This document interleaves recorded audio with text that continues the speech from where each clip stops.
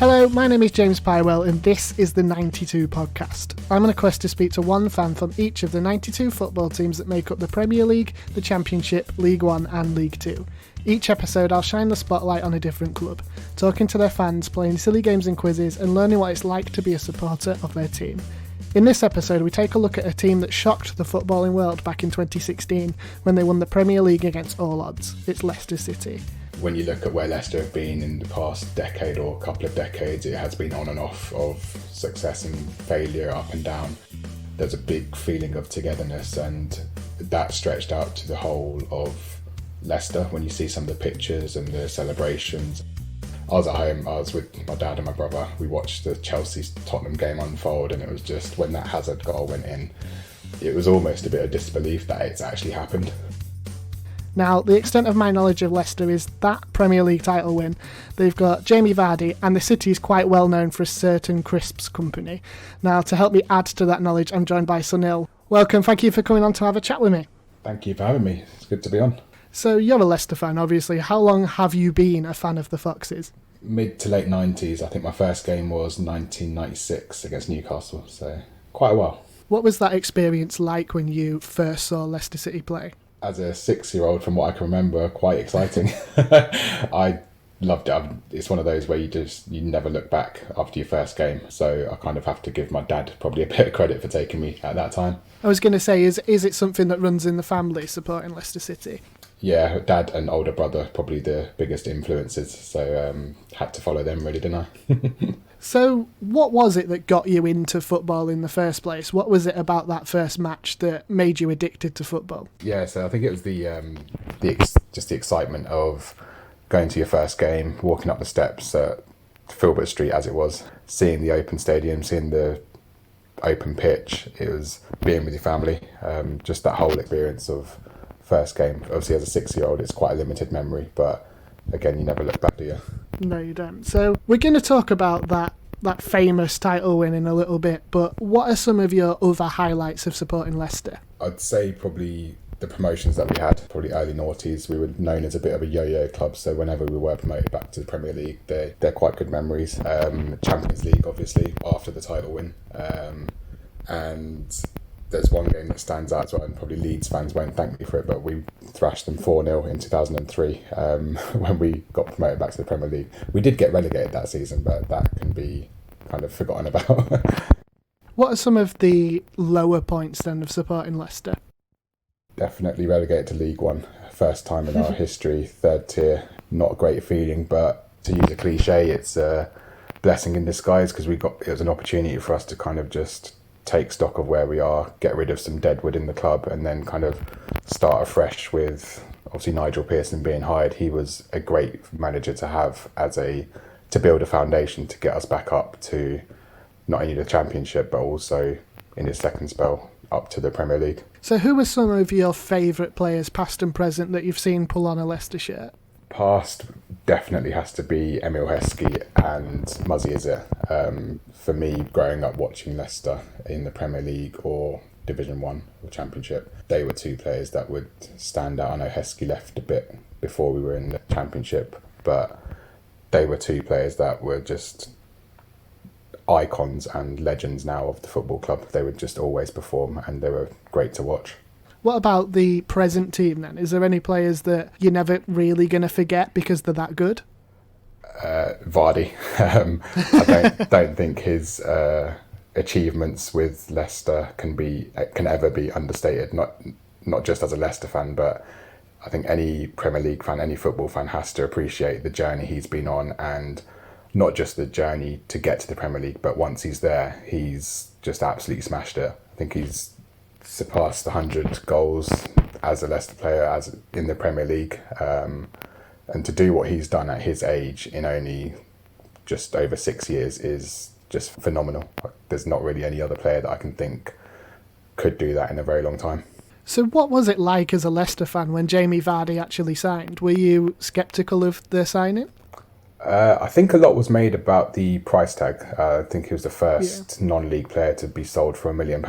So there's a lot of pressure, and considering we weren't back in the Premier League at that time, we were still in the Championship.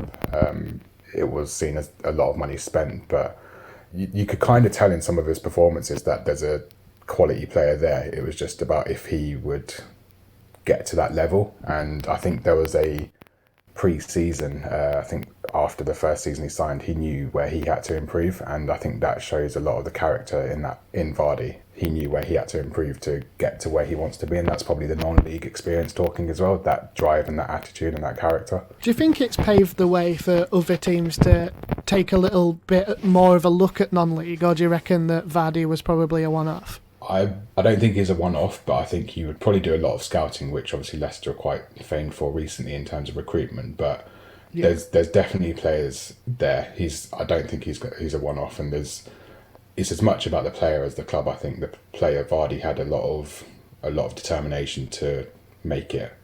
So while there might be good players in non-league, they have to have the will and ambition and drive to want to make it to the top. Yeah, absolutely. So we're going to go to that Premier League title win in 2016 now. I'm going to ask you probably a question that I probably know the answer to, but did you expect it to happen at the start of that season? Not a chance. I'm one of those fans that regretted not putting any money on at 5,000 to 1, because I know a few people that did, or heard a few people that did, even just a tenner or 20 quid, and when we won in May, they were raking it in, weren't they? So what was the aim at the beginning of that season? Obviously, you just avoided relegation the season before. Was the aspiration for that season just to avoid relegation again? For me, it probably would have been a little bit more, not just to avoid relegation, but to maybe establish ourselves as a Premier League side. With the way that we survived the season before, the Great Escape, and leaving it quite late, it was still a good platform to build on for the following season. And I think everything just fell into place with us that season, to not just establish ourselves as a Premier League side, but to do the unthinkable. And with other clubs perhaps not playing or not being as good as they are now, or as good as they were, again fell into our hands, and we were just in the prime position to capitalise on that. Was there a turning point in the season where in your mind you were like, well, actually we might do this? I don't think there was one particular one. There's probably a few. So there was in January where we went away to Tottenham and won 1-0. I think it was Huth scored from a corner.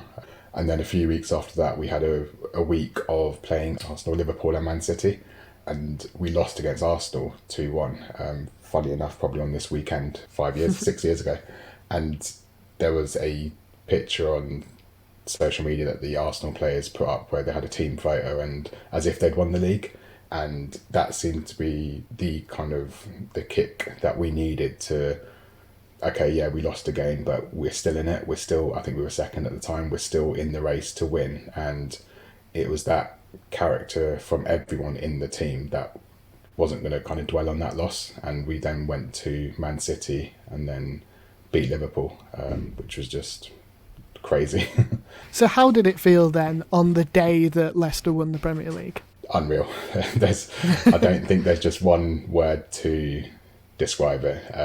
When you look at where Leicester have been in the past decade or couple of decades, it has been on and off of success and failure, up and down.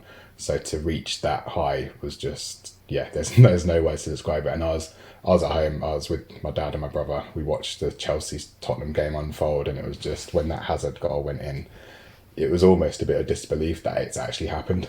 Do you reckon that Leicester could ever win the Premier League again? I think so.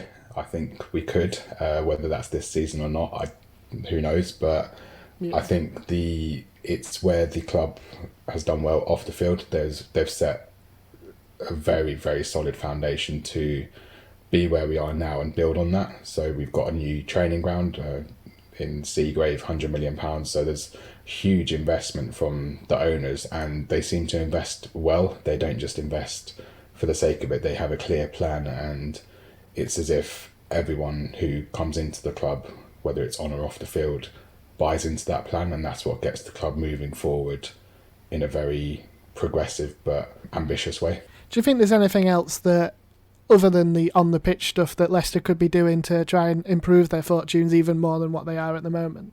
Possibly a stadium expansion. I mean, that's in the planning at the moment anyway. And I think that could probably take us to the next level, because there's sometimes a lot of criticism about our stadium. It's a bit identical to a lot of other stadiums. So having our own kind of design and bigger crowds, bigger stadium, it might even help with attracting more players on top of what's already there. I think that would be a big step to establishing us as a top 6 side, let alone just a Premier League side. So what is the atmosphere like at the King Power Stadium then? Obviously we're still not allowed back into stadiums yet, but what is it like on a regular match day at the King Power Stadium? For me, I love it. There's sometimes a lot of comments by Leicester fans or other fans that it's a bit too quiet, but when the King Power is rocking, you know it's rocking.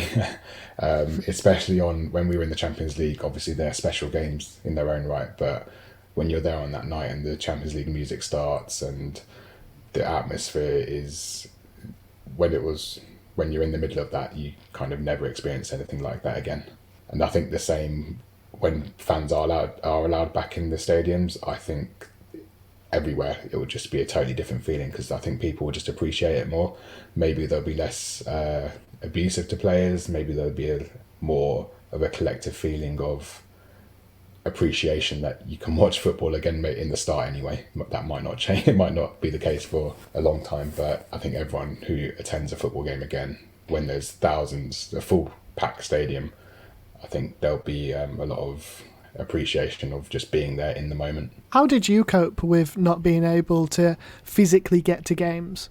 Very difficult to begin with, because you had the kind of unknown of how long is a lockdown going to last, and how long, when can I go to a game again?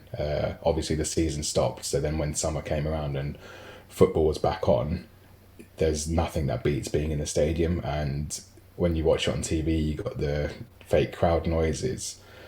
Yeah, you can watch a game on TV, but every single game on TV can never replicate the feeling of being in a stadium. And ironically, Leicester's game against Aston Villa was the last Premier League game, I think, that actually took place before it was all locked down and all season stopped. So it was nice to be at that last game, and it kind of just wants you to get back. You want to get back into that feeling as soon as possible, but as safe as possible, of course, as well.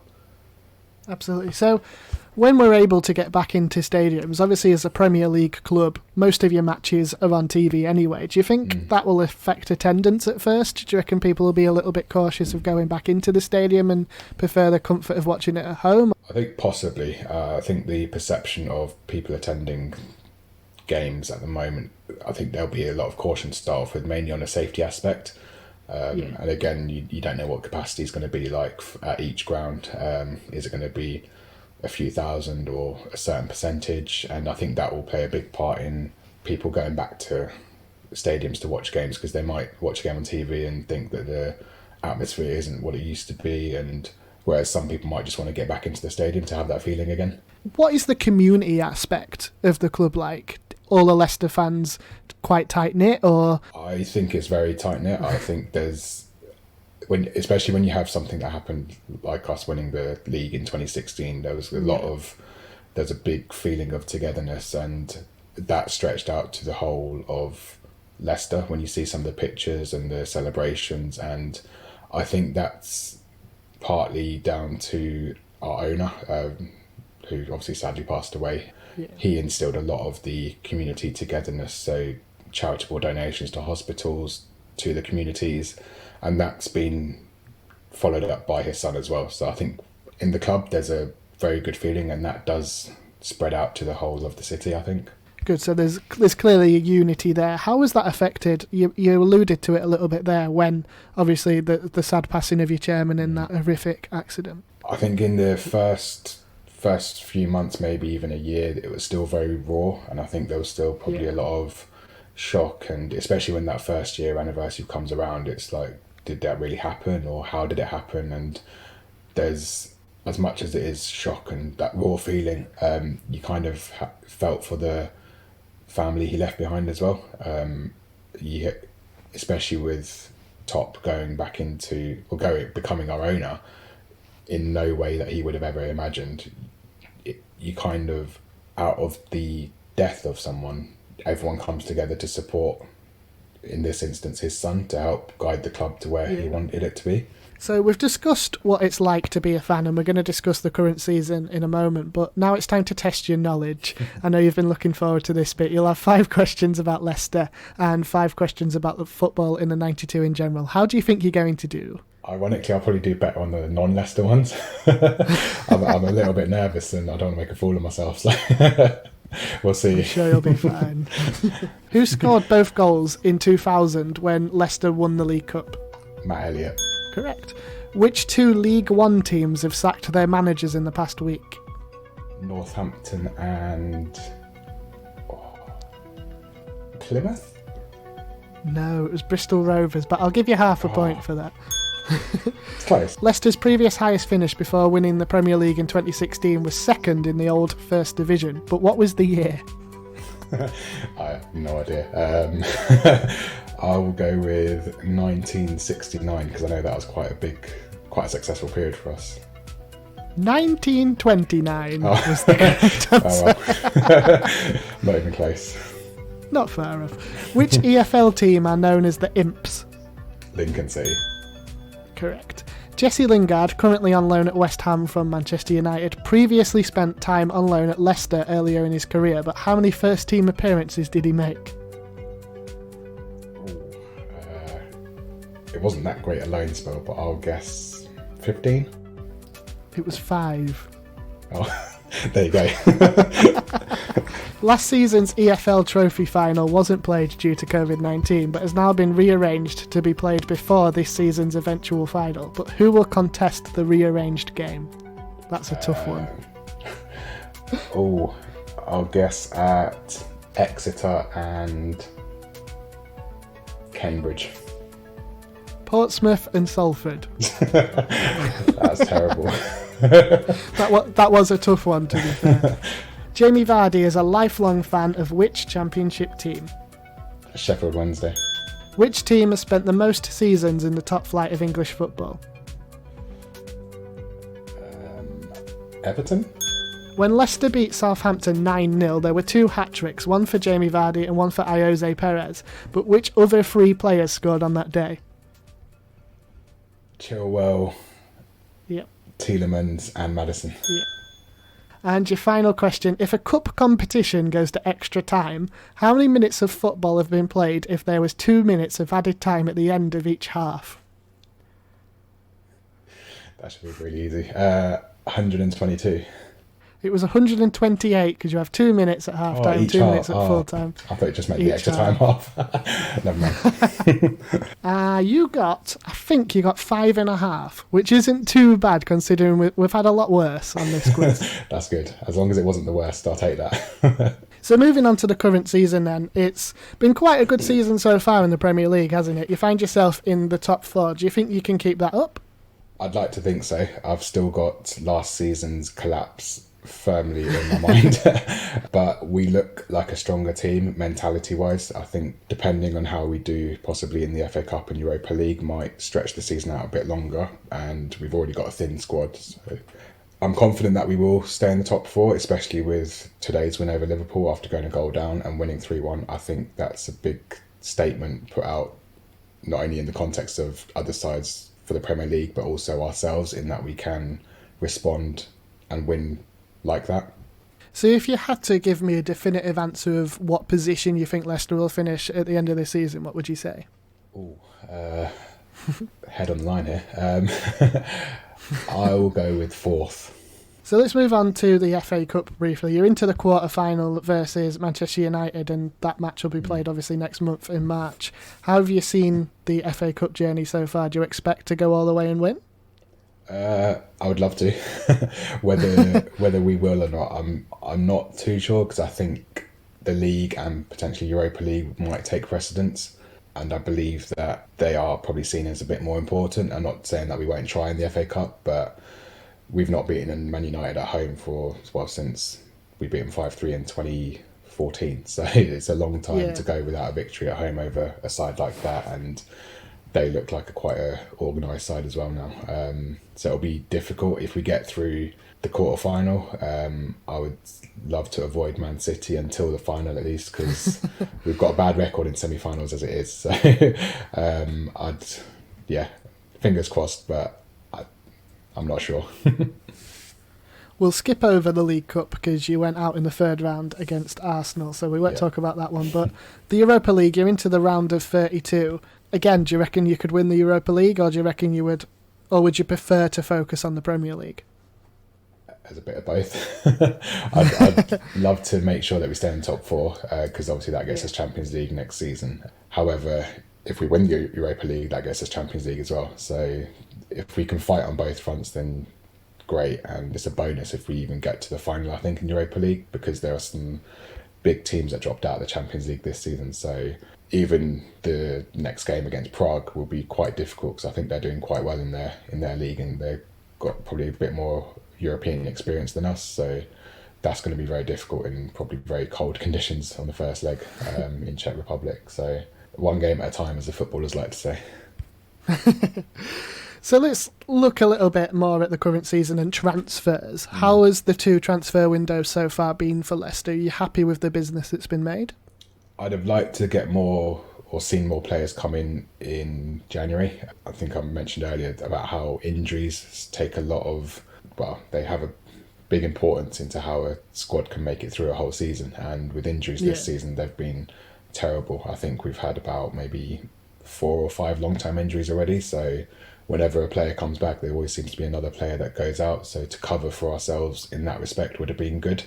I think generally our recruitment has been probably one of the best in the country. There's probably only possibly Brentford have very decent recruitment, but I can't knock the recruitment too much because of how good it's been. But I still would have liked to see some players come in January. What about the transfers that went out? Were you disappointed to see Ben Chilwell leave? Given how Justin was playing and the fact that we did bring in Castagna in the summer, I wasn't too bothered in effect, because Chilwell, as good as a player is, he did have his limitations, and Leicester fans will know best that we saw those a bit too often when he was playing for us.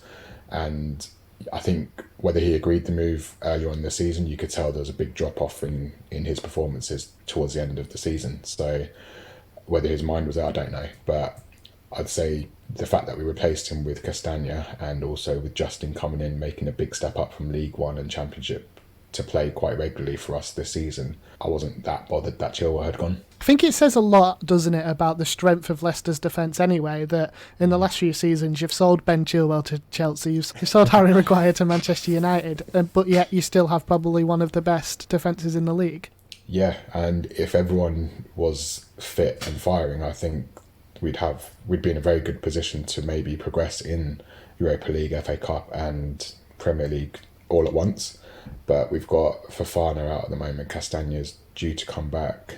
So we're kind of thin on the ground. Ricardo coming back obviously is a massive help, and that's pretty much like a new signing after he did his ACL last year. So he's coming back to form just at the right time, just as another player gets injured. So if they were all back and fit, I'd be very confident about how we carry on for the rest of the season. It's that time now in the episode where I get you to have a little think about what your all-time 11 would be for Leicester.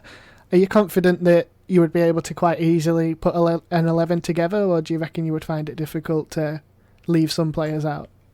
I think I'd find it difficult to leave some players out, partly because of what happened in 2016, but also how we've, for the past 5 years, we've had a lot of very good players, but then I have to weigh up if they would take the place of anyone who I liked to watch when I first started supporting Leicester. So who would you have in goal?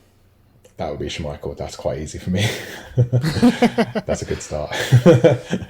What about your back four then? We've just discussed that defence is one of Leicester's strong points. Who would be in your back four? To start off with, I'd say Matt Elliott, because he was, again, going back to when I first started watching Leicester, he was a rock at the back, and he performed quite well under O'Neill, and he was the kind of player you could also every now and then rely on for a goal. We mentioned the League Cup, coming up with 2 goals in the League Cup final, so that was amazing in itself. And I think to partner him would be Wes Morgan. I don't think you can leave Big Wes out after what he led us to in 2016, and the fact that he's still going, just about probably.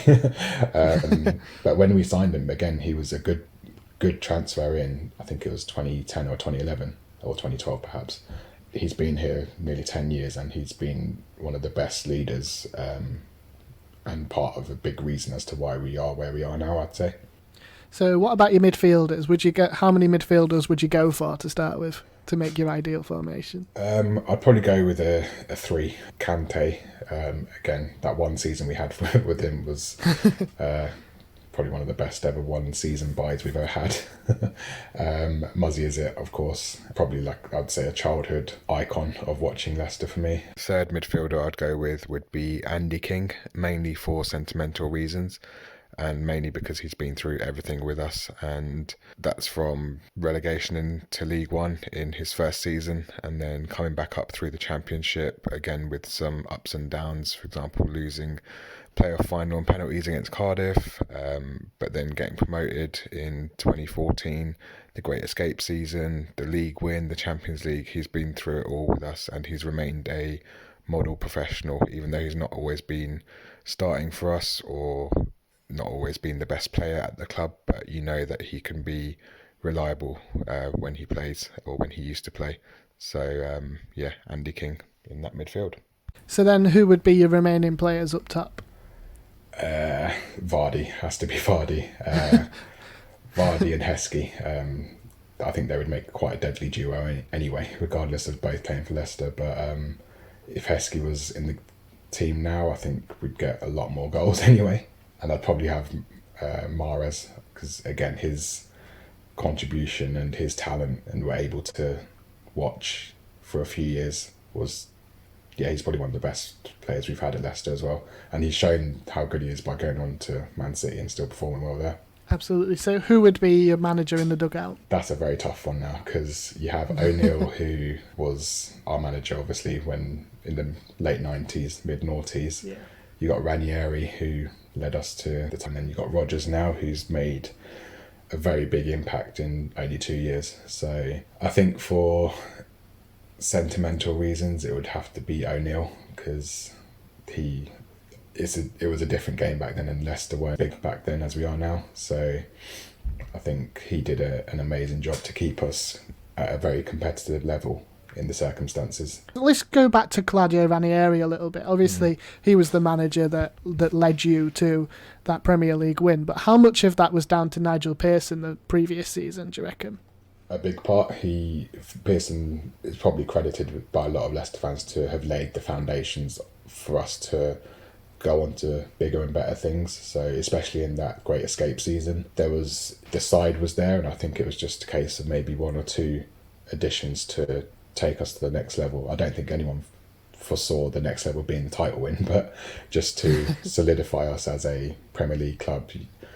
The players, most of the players were there, the attitude was there, and I think Pearson's mentality and attitude to getting us there was, he has to be credited with that. And I think Pearson is often quite misunderstood, maybe. I think he has the persona of being like a miserable person, or like a aggressive person. Yeah. But everyone who speaks about him in terms of the players that we've had always say he's a very honest guy, very funny, very dry sense of humour. And I don't think he gets enough credit for how he helped change our club and push us up. One of the big talking points, obviously, was that Nigel Pearson, do you reckon if he was still in charge in that season, do you reckon Leicester would have still won the league? I don't think we would have. I think we would have done better than the season before in the Great Escape, but I don't think we would have got up to finishing top. So what do you think it was that Claudio Ranieri pushed you on that little bit further to get the win? I think it was more the players we had. So yeah, Kante is obviously a big part, and Kante was the kind of a little bit like an unsung hero. I know he gets talked about a lot, but Vardy and Mahrez would usually get a lot of the plaudits, but you had Kante doing a lot of the defensive work. So Ranieri, apparently he didn't even want Kante. I can't remember the other player he wanted, but he had to be persuaded to sign Kante. So Ranieri was he's a very good manager in setting us up in a very rigid way. So we had a standard 4-4-2, and everyone knew their role in the team. Everyone knew what they had to do to try and win a game. You had quite a solid defence. You had Danny Simpson, who would always protect Mahrez. So that's probably another reason why Mahrez could do what he do, because if he did lose the ball, he knew he had a right back who was just going to stay at right back. There was not a player who was going to be like an overlapping right back as you see these days. Simpson knew what he had to do.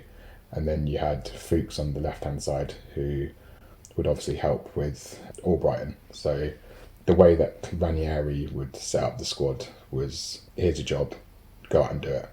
And he would give them the confidence to play how he wanted them to and how they wanted to as well. Okay, so just before we finish the episode then, we're going to talk a little bit about heading to 2 matches at the King Power Stadium. What is your standard match day? What does it look like? I don't live in Leicester, so I live about an hour's drive from here to Leicester, but we would usually leave around 11:30, 12ish, get to Leicester for about 1, go to a pub, have a couple of drinks, make our way down to the stadium, have a bit of lunch, usually get into the ground for about 2:30, and then just try and soak up the atmosphere, whatever's there, and then, watch the game. Is there any specific places that you would recommend to away fans who are going to the King Power Stadium to absolutely visit if they're watching a game? There's a couple of pubs. So I think the Counting House is one of the pubs which is nearby.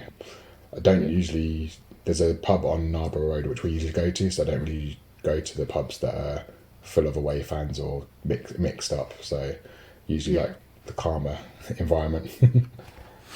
Mainly, obviously, because with my dad, so I don't want to get into any trouble. Well, thank you very much for agreeing to speak to us, and good luck for the rest of the season. Thank you very much. Thanks for having me on. Thanks again for Sunil for talking to us, and of course thank you for listening. If you'd like to help me on my quest to speak to at least one fan from each of the clubs in the 92 and talk all about your club, you can find us on Twitter at the92podcast or email us the92podcast@gmail.com. And if you haven't already, make sure you subscribe to the podcast so that you don't miss an episode. And if you listen on Apple Podcasts, let us know what you think of the podcast by leaving us a rating and a review. Next time I'll be meeting another fan from another club in the 92. See you then.